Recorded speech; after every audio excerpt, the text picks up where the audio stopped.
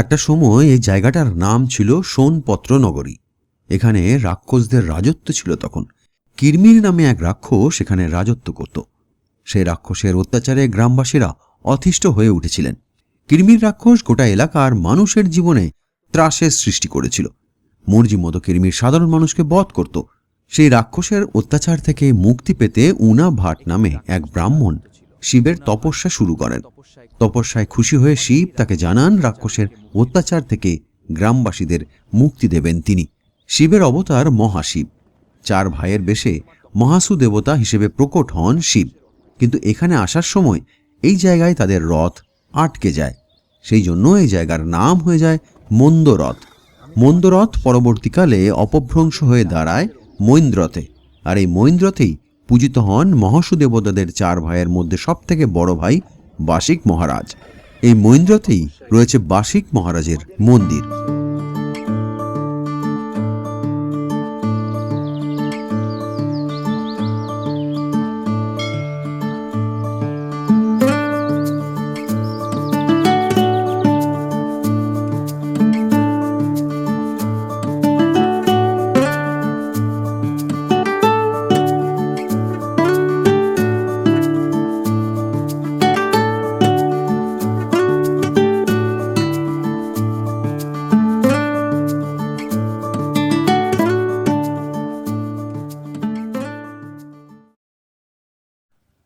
দেরাদুন থেকে 176 কিলোমিটার দূরে একটা ছোট্ট গ্রাম মৈন্দ্রথ।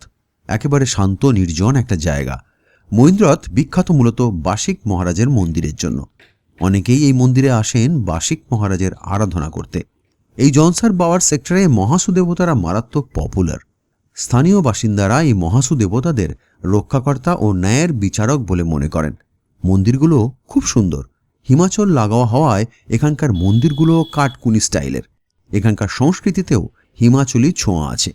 এদিকটা অবশ্য বাঙালি পর্যটকরা খুব একটা আসেন না, কিন্তু যারা একটু অফবিট সার্কিট খোঁজেন এই সার্কিটটা তারা ঘুরে দেখতে পারেন।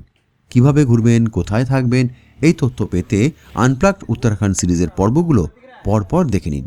প্লেলিস্টের লিঙ্ক আমি নিচের ডেসক্রিপশন বক্সে দিয়ে রেখেছি।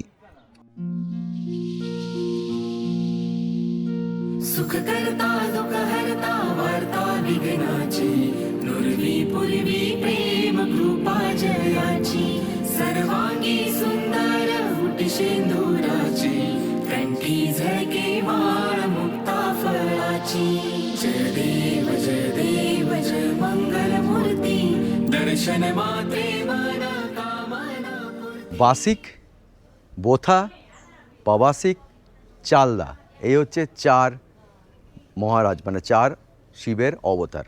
এই নিয়ে এখানে প্রচুর জনশ্রুতি রয়েছে। একটা খুব ইন্টারেস্টিং গল্প আছে। সেই গল্প আমি ধীরে ধীরে আপনাদের সামনে তুলে ধরব। এই জায়গাগুলো না কালচারালি ভীষণ রিচ। ভারতবর্ষের ইতিহাস এবং সংস্কৃতি এতটাই রিচ যে এই জায়গাগুলোকে তুলে ধরতে গেলে একটু গবেষণামূলক ধর্মী কন্টেন্ট বানাতে হয়। ফলে অনেকে হয়তো বিরক্ত হবেন, আবার অনেকে জানতে চাইবেন। যারা জানতে চান এই জায়গাগুলো সম্পর্কে ইতিহাস, জনশ্রুতি, তাদের জন্যই এই কন্টেন্ট। এই মুহূর্তে আমি দাঁড়িয়ে রয়েছি হানল থেকে 9 কিলোমিটার দূরে মৈন্দ্রথ বলে একটি জায়গায়।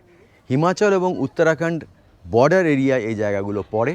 এখানকার জনজাতি যারা আছে তাদেরকে বলা হয় হচ্ছে জৌনসার আর বাবার। এই জৌনসার বাবার সেক্টরেই পড়ে কিন্তু এই গোটা এলাকাটা, মানে হানল, এই তিউনি, এই এখন যেখানে আমি দাঁড়িয়ে রয়েছি মৈন্দ্রথ বলে জায়গাটা। এই যে মন্দিরটা দেখছেন এটা হচ্ছে বাসিক মহারাজের মন্দির।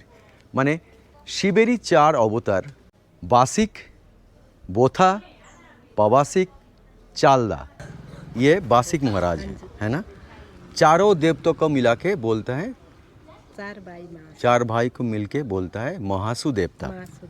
ये शिव जी के अवतार है ना। अच्छा। रत्ना खचिता फारा तुझ गौरी कुमरा चंदनाची ओठी कुमकुम केशरा हिरे जडित मुकुट शोभतो बरा दृढ सुरती नूपुरे चरणी घागरिया हो चरणी घागरिया जय देव जय मंगल मूर्ति। মহাসু দেবতার মানে 4 ভাই মহাসু দেবতারা, এই বাসিক মহারাজ বড় ভাই। তো এখানে ভোগ চড়ানো যায়, তো আমরা ভোগও চড়াবো আর কি। এখানে পাওয়া যায় কিনতে ডালা ভোগটা এখানে চড়ানো হয় আর প্রসাদ বাড়ি নিয়ে যাওয়া যায় আর কি। সেটাই নিচ্ছি, নিয়ে মন্দিরে প্রবেশ করব। এই হচ্ছে ভোগ, এই ভোগ চড়ানো হবে আর এই প্রসাদটা আমাদের দিয়ে দেওয়া হবে। আর এটা ডালাটা ভগবানের চরণে দেওয়া হবে আর কি।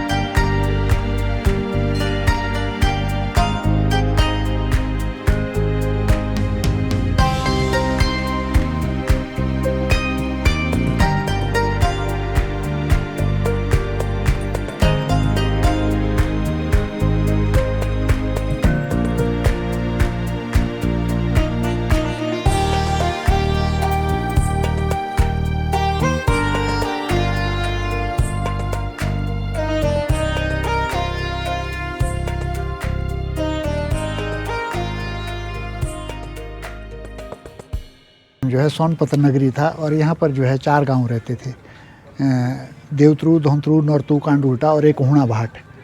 तो फिर यहाँ पर जो है राक्षसों का आतंक था, तो उन राक्षसों को मारने के लिए जो है एक हुणा भाट नाम के ब्राह्मण थे, उन्होंने जो है तपस्या करी, फिर महासु देवताओं को यहाँ पर लाया।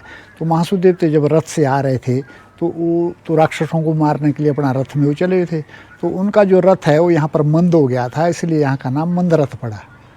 यहाँ का नाम मंदरथ से मंदरथ महेंद्रथ हो गया। तो महेंद्रथ तो फिर इसका तो शुद्धिकरण होते रहा, तो वैसे इसका जो नाम है वो मंदरथ है।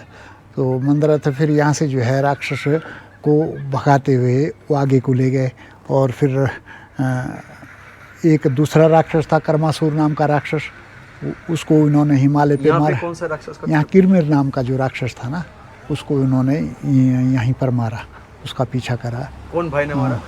ये 4 भाई महासु थे, उनके 4 वीर थे, शिड़कुड़िया, कोयलू, कपलावीर और कैला थे, इन्होंने जो है मारा उसको। और फिर इधर जो है तमाम राक्षस होते थे। फिर आगे कर्मासुर नाम का राक्षस था, तो कर्मासुर राक्षस को जब मारा, उसके खून से जो नदी बही, तो ये कर्मनाशा नदी जो सामने से बहती है, ये उसके खून से बही, तो इस नदी को बोलते हैं अपवित्र है, अपवित्र है, इसका जो पानी है नहीं पीते कोई। कर्मासुर वो राक्षस का? हाँ, कर्मासुर था वो। कर्मासुर, हाँ जी। उसका खून से यह नदी बना? उसका खून से नदी बनी है। इसका नाम पड़ा तामस।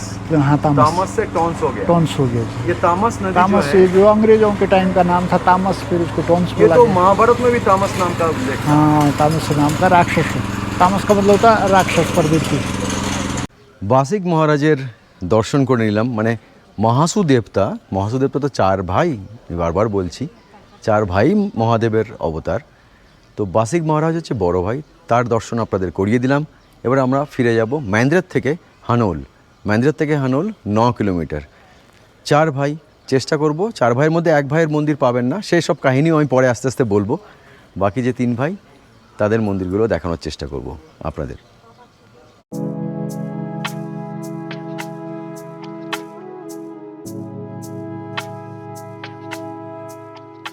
মৈন্দ্রত নিয়ে বেশি কিছু বলার বা দেখানোর নেই। জায়গাটা ছোট্ট একটুখানি, জনপদ বলা যায়। বাসিক মহারাজের মন্দিরকে ঘিরেই এই জনপদের বিস্তার। তবে কেউ এখানে থাকতে চাইলে থাকার ব্যবস্থা আছে, খান কয়েক দোকানপাটও আছে। তবে আমার মতে এখানে না থেকে হানোলে থাকাই ভালো। আমরাও এখান থেকে হানোল চলে যাব। হানোলে বাস করেন মহাসু দেবতাদের মেজ ভাই বোথা মহারাজ। 4 ভাইয়ের মধ্যে তিনিই হলেন সবথেকে বেশি জনপ্রিয় এবং ক্রাউড পুলার। আর হানোল জায়গাটাও খুব সুন্দর। হানোলের গল্প পরের পর্বে। আজ এই পর্যন্তই। টাটা।